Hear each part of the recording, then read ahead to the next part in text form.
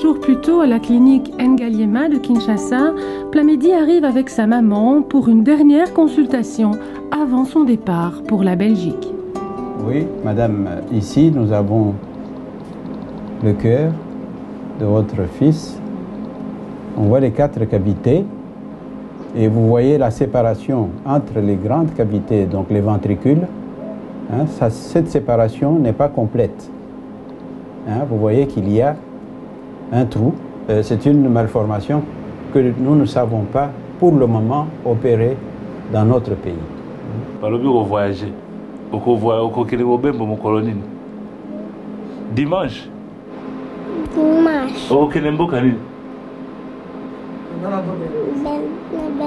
Na Belgique. Vous avez peur, madame? Pourquoi vous avez peur? J'ai peur parce que, comme le cas de Plamedi ne sait pas parler français, comment est-ce qu'il vivra là-bas? Il n'y a pas de problème.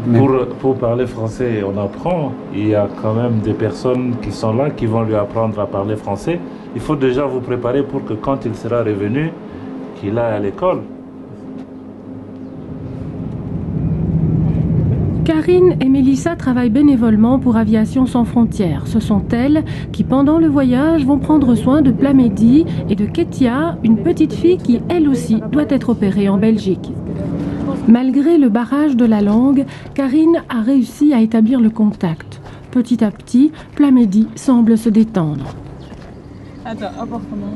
Oui. C'est bien.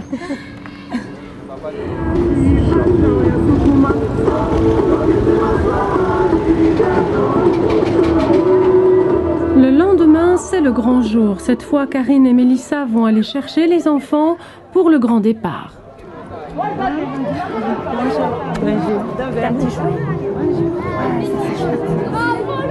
Alors, aujourd'hui, on va prendre l'avion. Oui, on y va?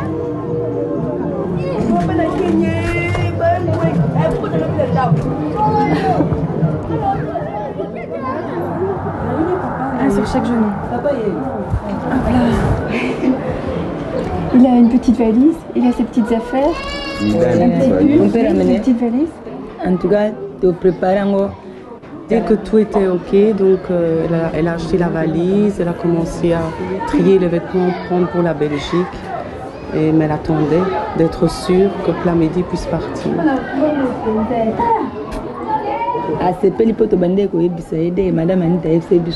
Dès qu'ils ont su que Plamedi allait pouvoir partir en Belgique, ils lui ont expliqué le pourquoi, qu'il allait partir là-bas, qu'on allait le soigner et quand il allait revenir, il allait tout à fait guéri. C'est pour ça qu'il est content de partir, parce qu'il sait qu'il reviendra guéri et qu'il pourra vivre comme tous les autres enfants.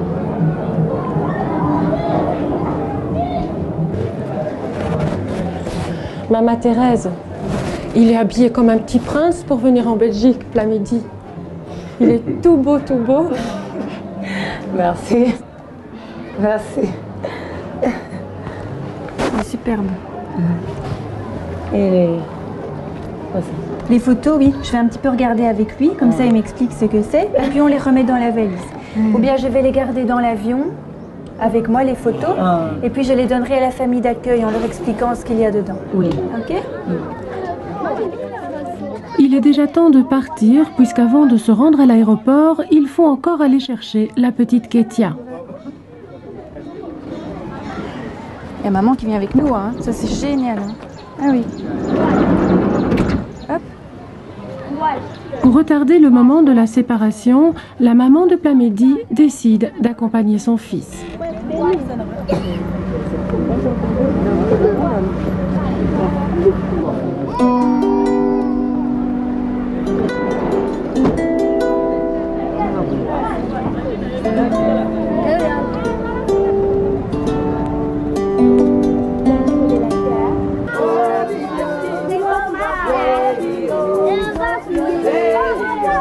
C'est un vrai choc pour ces enfants qui, quelques heures d'avion plus tard, se retrouvent dans un pays totalement inconnu. Ils y seront chacun pris en charge par une famille d'accueil pendant toute la durée de leur séjour. On va s'arranger. Salut mon grand. Ça va? Ça va bien. Voilà, ça va bien. Super. Et sur quelle base est-ce qu'on se dit, tiens, tel enfant, il va bénéficier d'une opération en Belgique? Malheureusement, on doit choisir quelque part, ce sont des choix qui sont cruels, on doit décider des enfants qui seront guéris par une opération. C'est le but de la chaîne de l'espoir, c'est de les guérir. On ne peut pas se lancer dans des opérations multiples, donc il faut qu'un geste chirurgical les guérisse définitivement sans médicaments. C'est super. L'opération s'est parfaitement déroulée et depuis, chaque jour, Chantal se rend aux soins intensifs. Ce jour-là, plat midi, un gros coup de cafard.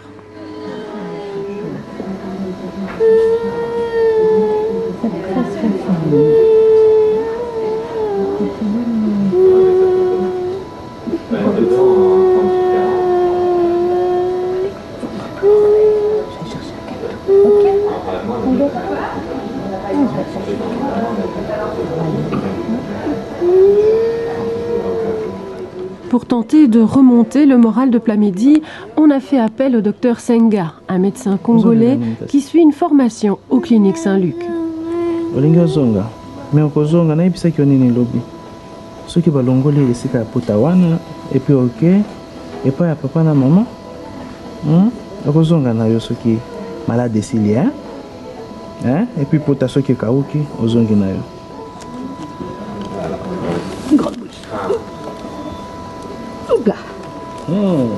Ça c'est bon, bon. C'est ça bien. C'est ça qui te quoi?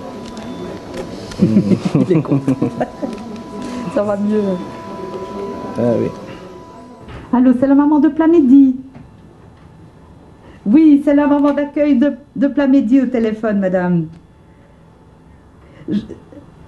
Oui, je vous appelle de l'hôpital. Je suis à côté de Plamedi qui va sortir demain. Alors, je vais vous le passer. Demain matin, il sort de l'hôpital. Donc, il revient chez nous à la maison. Alors, je vais vous le passer. Comme ça, il peut vous parler un petit peu. Ça va?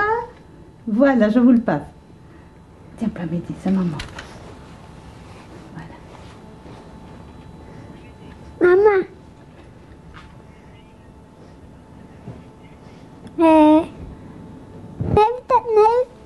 Bisa date senga apeson boti apeson asan de la peine.